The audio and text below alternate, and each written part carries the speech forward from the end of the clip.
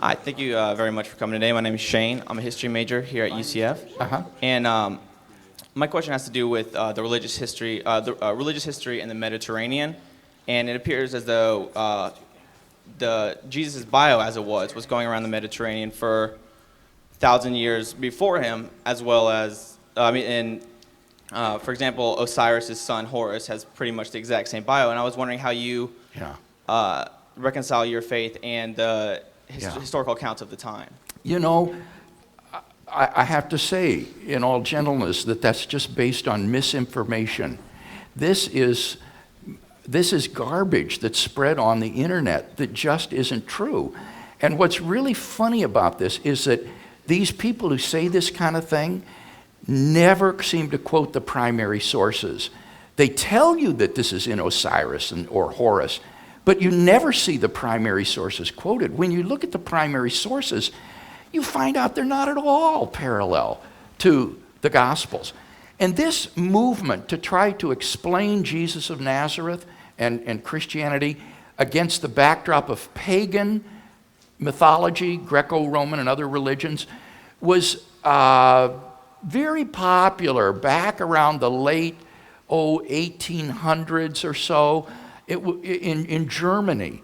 And the movement soon collapsed for two reasons. One was that when you examined the primary sources closely, they weren't really parallel. The parallels were spurious. There's nothing comparable, for example, to the resurrection of Jesus in pagan religions.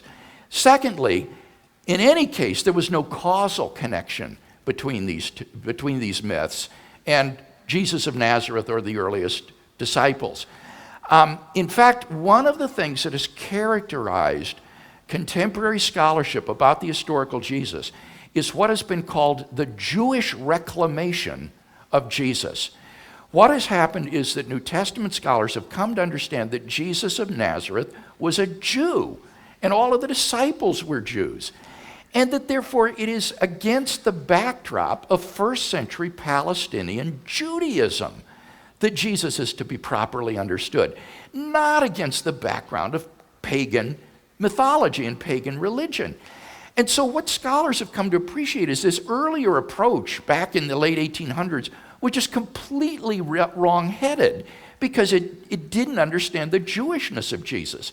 And when you read Jesus against a Jewish milieu, the credibility of the Gospels has been tremendously enhanced. And this is, as I say, a movement that is in part being spearheaded by Jewish scholars and historians. And I spoke with James Crossley at the University of Sheffield a couple of years ago about this Jewish reclamation of Jesus. And I said, why do you think it was that this approach to Jesus in German theology used this pagan mythology as the interpretive grid for Jesus? Why, when it's so obviously wrong? And he said it was because of German anti-Semitism. And all of a sudden, the light just sort of went on for me. I thought, oh man, this is exactly the same sort of anti-Semitism that led to National Socialism in Germany right up through the Second World War. They wanted an Aryan Jesus. They didn't want a Jewish Jesus.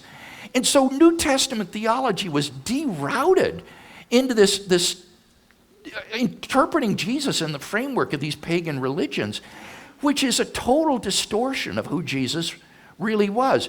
So I would encourage you should just divest yourself of this point of view. It's utterly outmoded among scholars.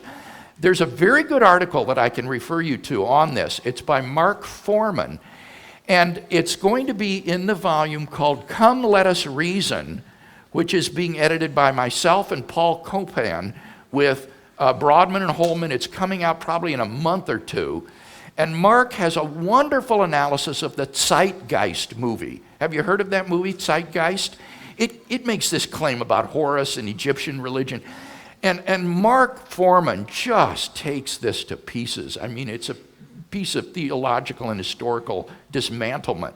So look at Foreman's piece if you don't believe me and see if what I've said isn't correct.